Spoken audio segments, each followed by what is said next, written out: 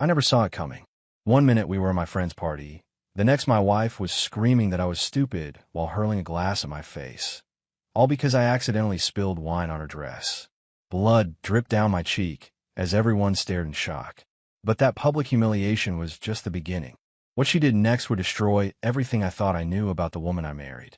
My name is Curtis Vargas. I'm 36 years old, and until recently, I thought I had it all figured out. A decent job that paid the bills, a house I inherited from my grandmother in a quiet neighborhood outside of Portland, and what I believed was a loving marriage. Boy, was I wrong about that last part. I met Carla at my buddy Dave's New Year's party 5 years ago. She walked in wearing a silver dress that caught the light just right, her dark hair cascading down her shoulders.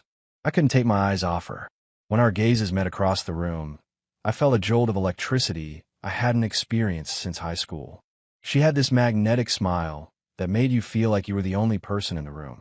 "You've been staring at me for 20 minutes, she said when she finally approached me. "Either I have something on my face, or you're working up the courage to talk to me." I laughed, embarrassed at being caught. "Can it be both?" Her smile widened. "I'm Carla." "Curtis," I replied, offering my hand. When our fingers touched, I knew I was a goner. That night, we talked until sunrise. She was smart, funny, and seemed genuinely interested in everything I had to say. By the time Dave was kicking out the last stragglers, I had her number and a promise to meet for coffee the next day. The first 2 years with Carla were like living in a dream. We'd take spontaneous road trips to the coast, spend lazy Sundays making breakfast and watching old movies, and stay up late talking about everything and nothing. She'd surprise me with tickets to concerts I mentioned wanting to see months earlier. I'd leave little notes in her purse for her to find during her day. We were that couple everyone secretly hates because we seemed so perfect. When I proposed on our second anniversary, she cried and said yes before I even finished asking. Our wedding was small but beautiful, in a rustic vineyard with fairy lights strung between the trees. Looking at our photos now, I can see something in her eyes I missed then, a certain distance, a guardedness that should have tipped me off. "You're the best thing that ever happened to me," she whispered that night as we danced under the stars. I believed her with every fiber of my being. A month after the wedding, my mother offered us her house when she decided to move to Florida to be closer to my sister. "Start your life together without a mortgage hanging over your heads," she said. I was hesitant. It felt like cheating somehow, but Carla loved the idea. "We can save for our dream house," she said, her eyes sparkling with plans.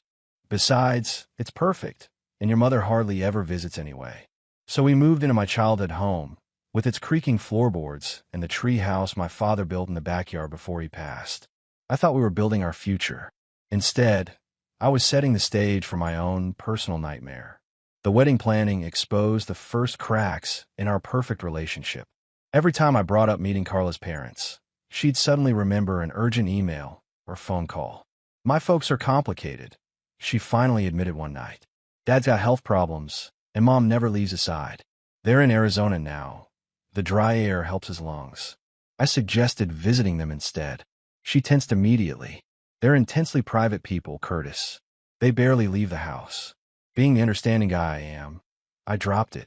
That's what love means, right? Respecting boundaries. 2 weeks before our wedding, Carla came home with puffy eyes and a forced smile. "Just got off the phone with my parents. They definitely can't make it." She busied herself with dinner preparations, chopping vegetables with unnecessary force. "I'm sorry, babe. Is your dad worse?" "Yeah, let's not talk about it." She changed the subject, but her hands trembled slightly. Our wedding day arrived.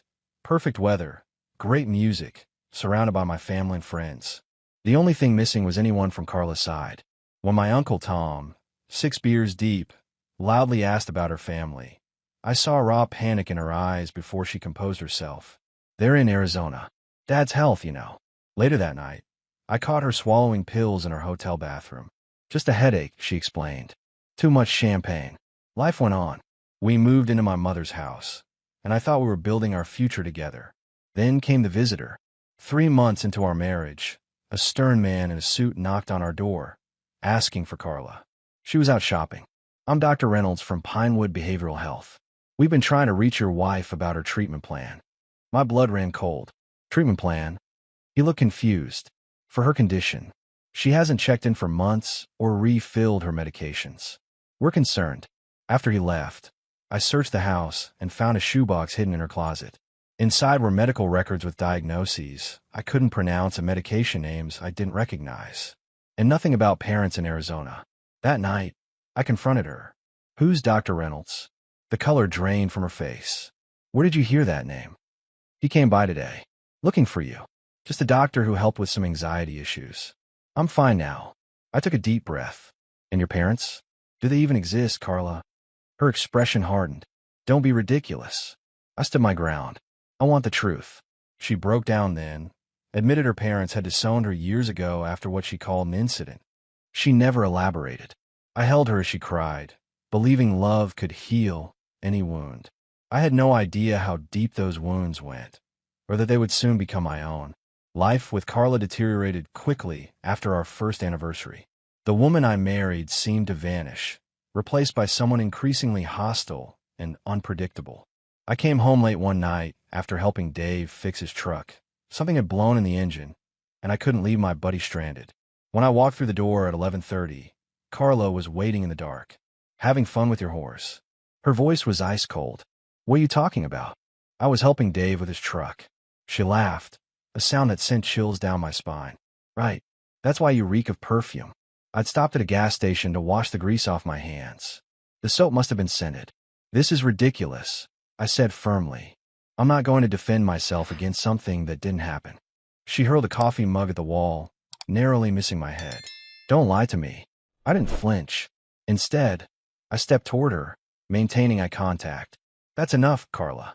She backed away, momentarily startled by my calm authority. Then her eyes filled with tears. "I'm sorry. I don't know what's wrong with me lately." I'd had enough of the Jekyll and Hyde routine. I opened her purse and found 3 different prescription bottles, all barely touched. "Is this what Dr. Reynolds prescribed? Why aren't you taking them?" "They make me feel foggy," she whispered. "I hate them." "Well, I hate who you become without them." The words hung between us, harsh but honest. I'd always been straightforward. It's how my father raised me. "You need help, Carla. Professional help. And I'm going to make sure you get it." The next morning, I called Pinewood and scheduled an appointment.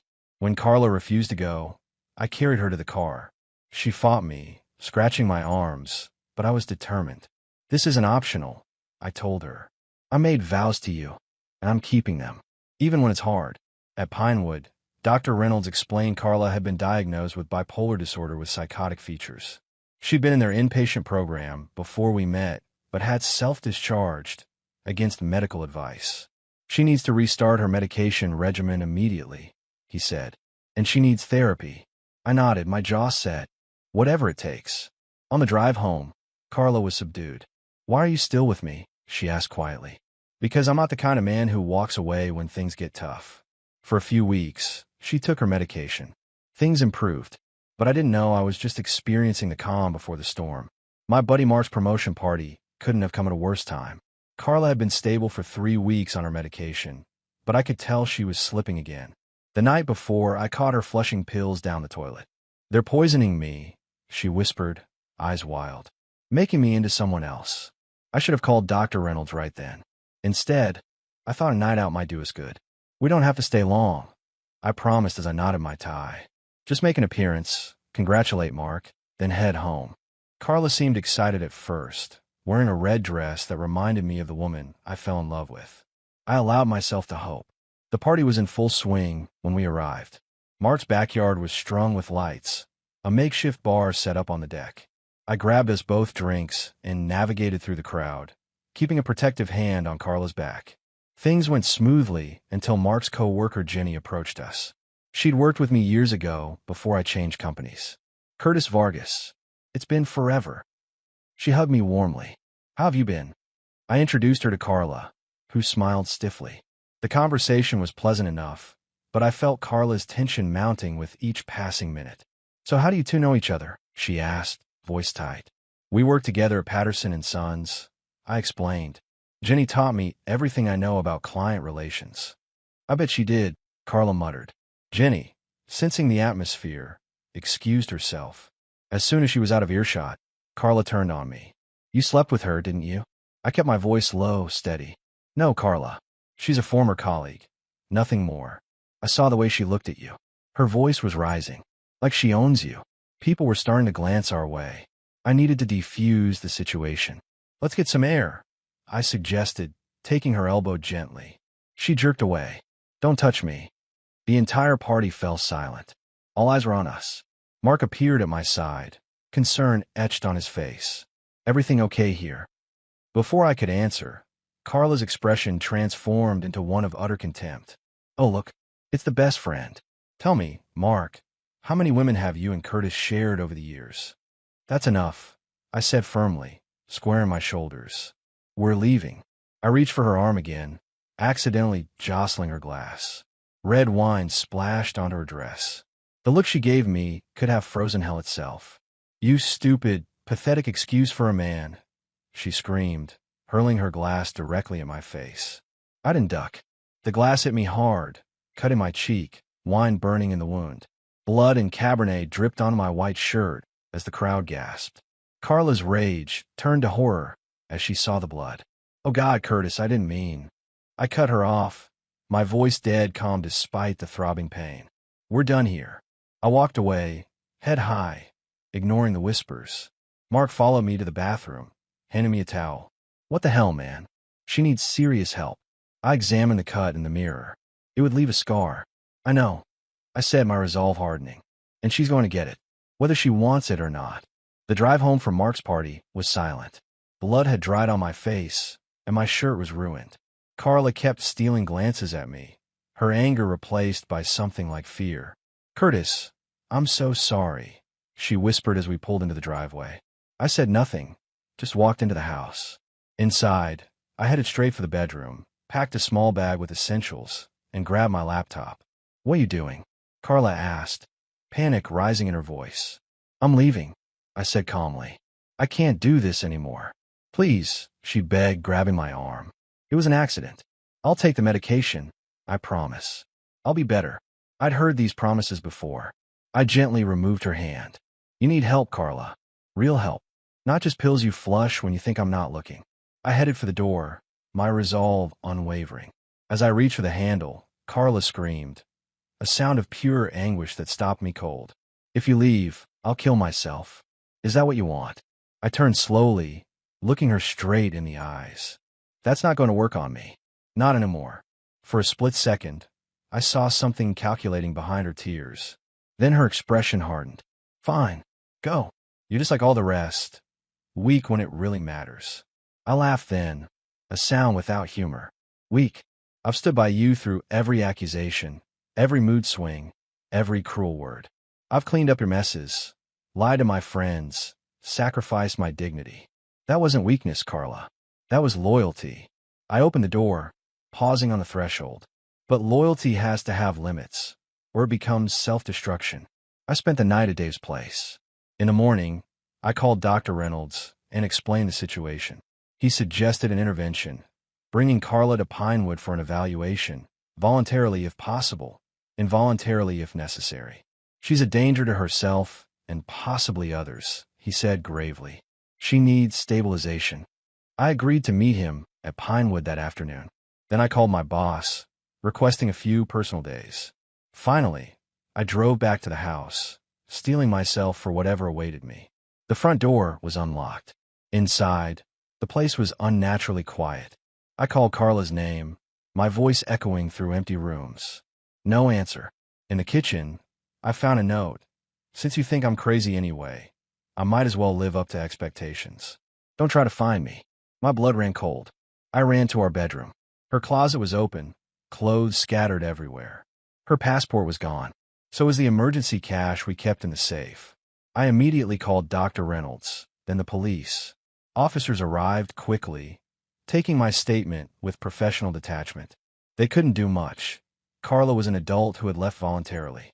She's off her medication and potentially dangerous, I insisted. She needs help. The younger officer looked sympathetic. We'll put out an alert. That's all we can do for now. As they left, my phone buzzed with a text from an unknown number. You'll regret this. I didn't doubt it for a second. 3 days passed with no sign of Carla. I filed a missing person report, contacted her workplace. and called everyone we knew. Nothing. It was like she'd vanished into thin air. I returned to work, tried to maintain some normalcy. My coworkers seemed to sense something was wrong, but respected my privacy. The cut on my cheek was healing, but the scar would remain, a permanent reminder of that night. On day 4, I came home to find my front yard in shambles. Someone had uprooted the rose bushes my mother had planted, smashed the ceramic garden gnomes, and spray-painted Liar across the garage door. I knew who was responsible. I called the police again. The same officers arrived, took photos, and promised to increase patrols in the area. She's escalating, I told them. This isn't going to stop. The older officer nodded gravely. Get security cameras. Document everything. That night, I installed a comprehensive security system. Cameras covering every approach to the house, motion-activated lights, and new deadbolt on every door. I wasn't taking any chances. The next morning, my car wouldn't start. I popped the hood to find sugar in the gas tank and wires cut. The message was clear. Carla wanted to destroy my life piece by piece. I had it towed to a mechanic and took an Uber to work. My boss called me into his office as soon as I arrived. Curtis, we have a situation. He looked uncomfortable. Your wife called the HR department this morning. She made some disturbing accusations. My stomach dropped. What kind of accusations? Domestic violence. She claims the cut on your face happened when she was defending herself against you. I couldn't believe what I was hearing. That's completely false. She threw a glass at me in front of 20 witnesses. He held up his hands. I believe you, but we need to follow protocol. HR wants a statement. I spent my morning with the HR director, explaining the entire situation. She was sympathetic but businesslike. We need to investigate any claims of this nature. I suggest you get statements from witnesses at the party. I nodded, already texting Mark. By lunchtime, he'd rallied 5 people who had seen the incident.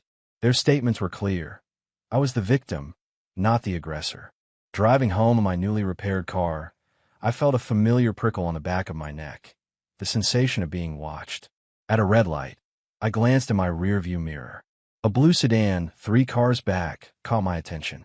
I couldn't see the driver clearly, but something about the car seemed familiar. When I turned onto my street, the sedan continued straight. I relaxed slightly, telling myself I was being paranoid. That night, I woke to the sound of breaking glass. Downstairs, a brick had been thrown through my living room window. Attached was a note. Sleep tight. I called the police, filed another report. The responding officer looked grim. Get a restraining order first thing tomorrow, he advised. This isn't going to stop on its own. I knew he was right. Carla was just getting started. The restraining order was granted without hesitation. The judge reviewed the police reports, photos of the vandalism, and witness statements from Mark's party. Mr. Vargas, this is a clear case of harassment and escalating threats, she said. This order prohibits Carla Vargas from coming within 500 feet of you, your home, or your workplace. I thanked her, tucking the document into my briefcase.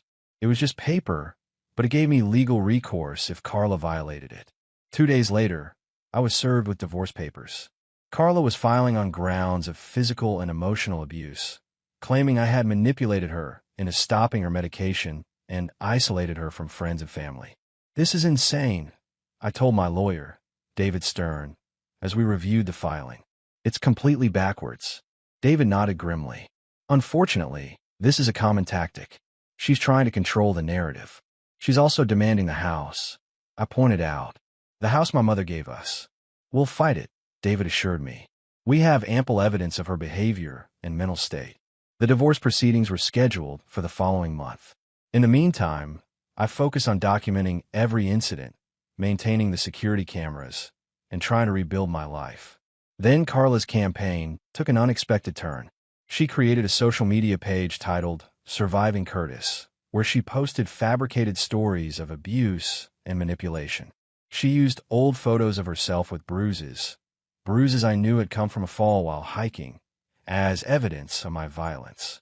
Former friends started calling, questioning me. Coworkers gave me sidelong glances. Even my mother called, concerned. Curtis, what is happening? She asked. People are sending me links to these terrible accusations. It's all lies, Mom, I said wearily. Carla she's not well. I had David send cease and desist letters to every platform hosting her content. Some complied. Others cited free speech concerns. Meanwhile, the vandalism continued.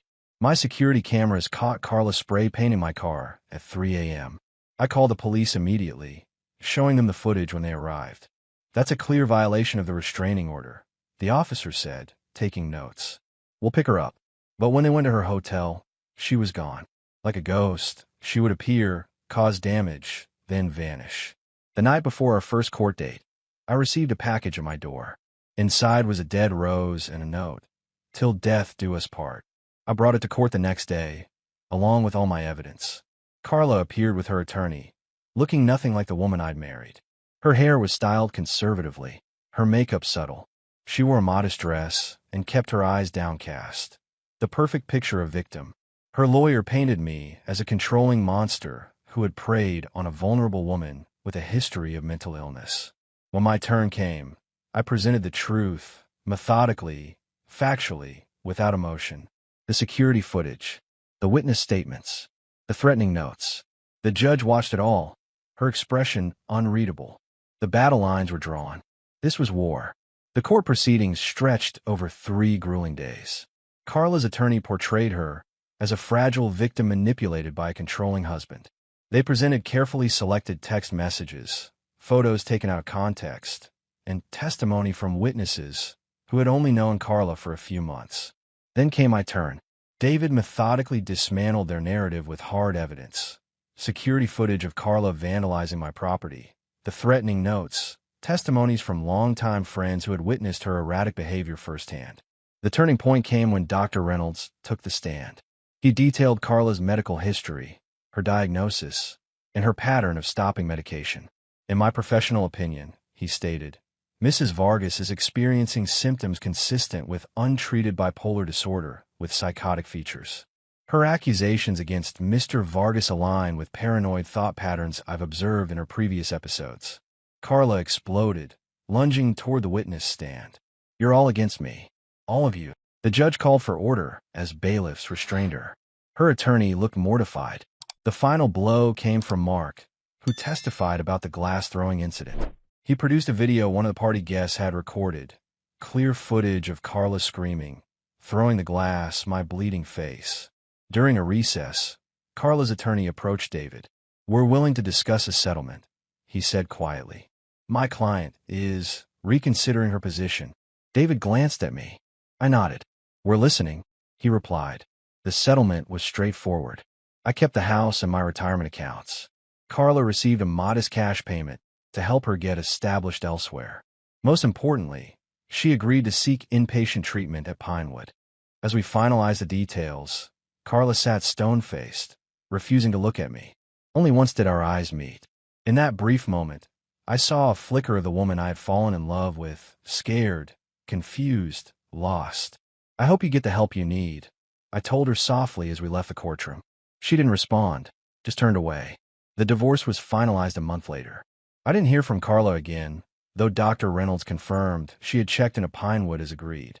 I thought it was over.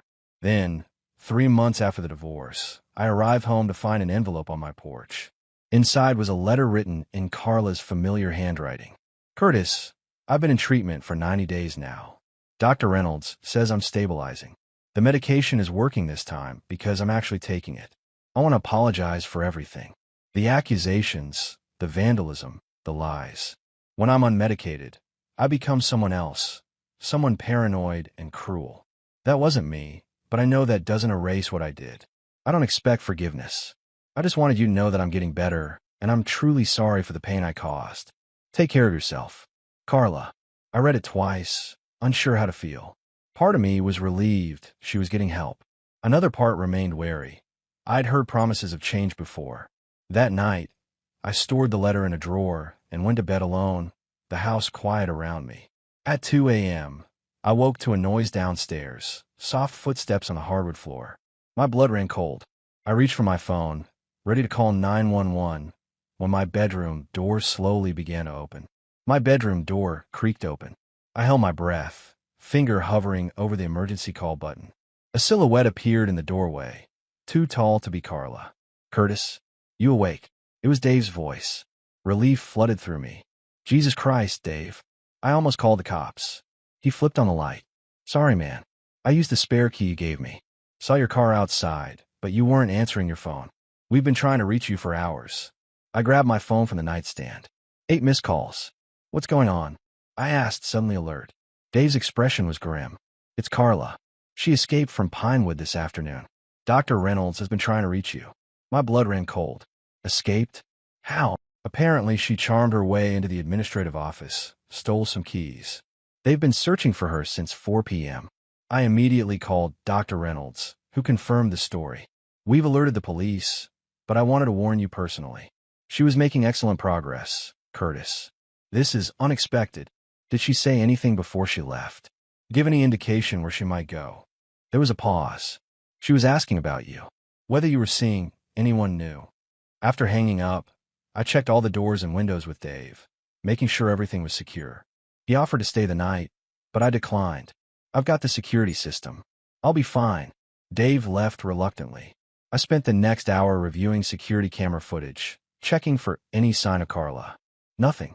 Finally, exhaustion overcame vigilance. I fell into a restless sleep, dreaming of broken glass and accusations. Around 4 a.m., the security system chimed.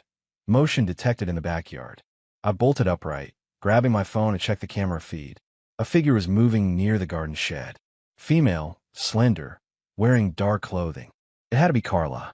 I called 911, reported a restraining order violation in progress. Then, against all common sense, I went downstairs. I couldn't just hide in my bedroom. I needed to face this. Face her. Once and for all. The kitchen door leading to the backyard had a clear view of the shed. Through the glass, I watched as Carla emerged, carrying something long and metallic. My heart sank. She found the old axe we used for chopping firewood. Headlights swept across the yard as a police cruiser pulled into my driveway. Carla froze, then suddenly charged toward the house, toward me. I backed away from the door, grabbing a kitchen chair as makeshift protection. The glass door shattered as Carla swung the axe, her face contorted with rage. You ruined everything, she screamed, stepping through the broken door. I held the chair between us. Carla, stop. The police are here. Don't make this worse. Worse. She laughed, a sound void of humor. Nothing could be worse than living inside my head. You have no idea what it's like. For the first time, I saw her clearly, not as my wife or my tormentor, but as someone trapped in a prison of her own mind. Behind the rage was raw, unfiltered pain. You're right, I said softly, lowering the chair slightly. I don't know, but I want to understand. Something flickered in her eyes. Confusion, perhaps, or recognition. Before she could respond, officers rushed in, weapons drawn. Drop the weapon. Now. Carla turned toward the officers, axe still gripped in her hands. Time seemed to slow. I could see the calculation in her eyes, the desperate thoughts of someone with nothing left to lose. Carla, I said firmly, drawing her attention back to me. Think about what you're doing. This isn't you. It's the illness. Her hands trembled. You don't know me. I do. I insisted, taking a careful step forward. I know the real Carla, the woman I fell in love with. She's still in there, fighting to get out. Tears streamed down her face. I'm so tired of fighting. Then let them help you. Please. For a long moment, she stood frozen. Then, slowly, she lowered the axe. It clattered to the floor as she collapsed to her knees, sobs racking her body. The officers moved in, securing her gently but firmly. As they led her away, our eyes met one last time. There was recognition there, and something else, gratitude perhaps, or acceptance. The next few weeks passed in a blur of statements, repairs, and sleepless nights. Carla was committed to the state psychiatric hospital for long-term treatment. Her attack with a deadly weapon had crossed a line that couldn't be undone. Dr. Reynolds kept me updated on her condition. She's responding well to the new medication protocol. He told me 6 months after the incident. More stable than I've seen her in years. Will she ever be normal? I asked.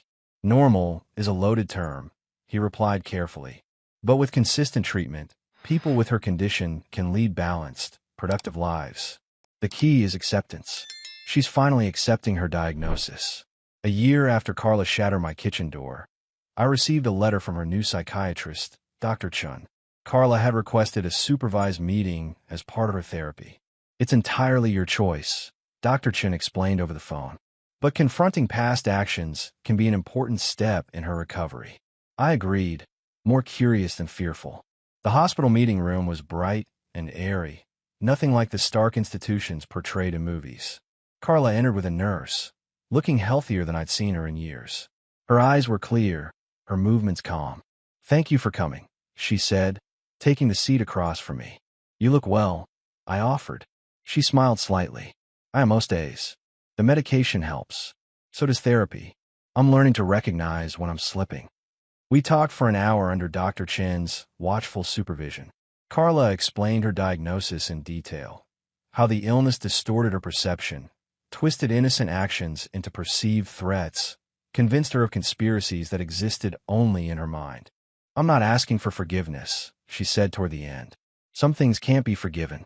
But I needed you to know that I understand now. What I did to you is wrong. All of it." As I drove home, mixed emotions swirled through me.